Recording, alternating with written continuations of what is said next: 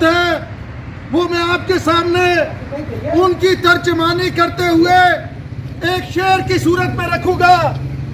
ان دونوں کے جذبات ہیں. میر شکیل الرحمان آپ بھی سن لے کہ حق بات پہ کٹتی ہے تو کٹنے دو زبانیں. حق بات پہ کٹتی ہے تو کٹنے دو زبانیں. جی لے کہ میرے یار بانداز دیگر بھی. شاباش. آج جیو نیوز جس کے مالکان کو رہا کروانے کے لیے یہ P F U J G R I U J اس لیے کھڑی تھی کہ ہمیں کوئی میر شکیل سے محبت نہیں تھی. ہم اپنے ورکر کے لیے کھڑے تھے کہ میر شکیل رہا ہوگا تو ورکر کو تنخواہ وقت پہ ملے گی. میر شکیل رہا ہوگا تو ورکروں کے انکریمنٹ لگے گا. لیکن افسوس میر شکیل صاحب آپ رہا ہو گئے. آپ نے ہم سے وعدہ کیا تھا کہ ورکر کا انکریمنٹ لگے گا. آپ نے کہا تھا کہ سیلری پر وقت آئے گی. لیکن آپ نے کیا کیا؟ ایک طرف فہیم صدیقی جو ہمیشہ صحافیوں کی لڑائی لڑتا رہا, جو ہمیشہ یونین کی لڑائی لڑتا رہا, اس کو آپ نے نوکری سے نکالا. پھر مدثر سعید صاحب سے آپ نے معذرت کی.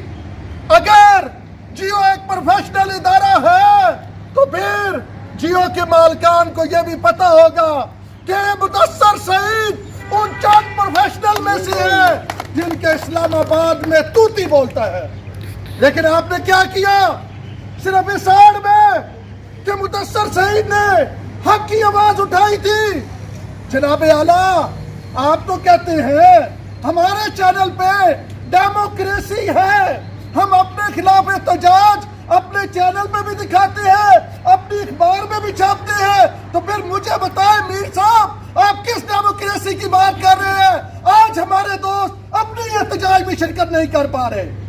اور پھر ہماری قیادت جہاں پہ موجود ہے, میں یہ ریکویسٹ کروں گا, اپنی قیادت کو کہوں گا کہ جس طرح عبدالسلام جہاں پہ ہمارے ساتھ کھڑا تھا پچھلے مظاہرے میں بٹ صاحب, ہاتھ میں اس نے پلے کارڈ اٹھایا ہوا تھا کہ میر شکیل الرحمان کچھ عیا کرو, میر شکیل الرحمان ہماری سیلری بڑھاؤ. اگر کسی بھی حاضر ورکر کا جو کسی ادارے میں کام کر رہا ہو اس کے ٹینشن کی وجہ سے اسے ہارٹ اٹیک ہوتا ہے, وہ غیر طبی موت اس انداز میں مرتا ہے, تو پھر بٹ صاحب ہمیں ایف آئی آر ان مالکان پہ کروانی چاہیے.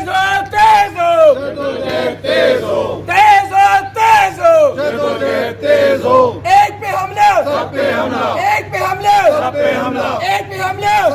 میر شکیل تیرے ضابطے ہم نہیں مانتے, ہم نہیں مانتے ظلم کے ضابطے, ہم نہیں مانتے ظلم کے ضابطے.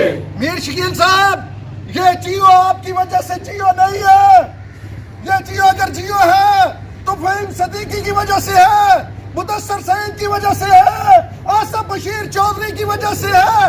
یہ ان لوگوں کی وجہ سے ہے جنہوں نے دن رات سب کر کے اس ادارے کی ساکھ کو بنایا. لیکن اگر آپ یہ سمجھتے ہیں کہ آپ اس انداز میں آٹے سے بال کی طرح ان کو نکال پھینکیں گے تو یہ آپ کی بھول ہے, کیونکہ اس سے پہلے بھی ہم آپ کو یہ بتا چکے ہیں کہ جہاں ورکر کی جنگ ہوگی ہم وہاں لڑیں گے, ہم آپ کا رستہ بھی روکیں گے. ہم کسی کا گریبان پکڑنا پڑا گریبان بھی پکڑیں گے.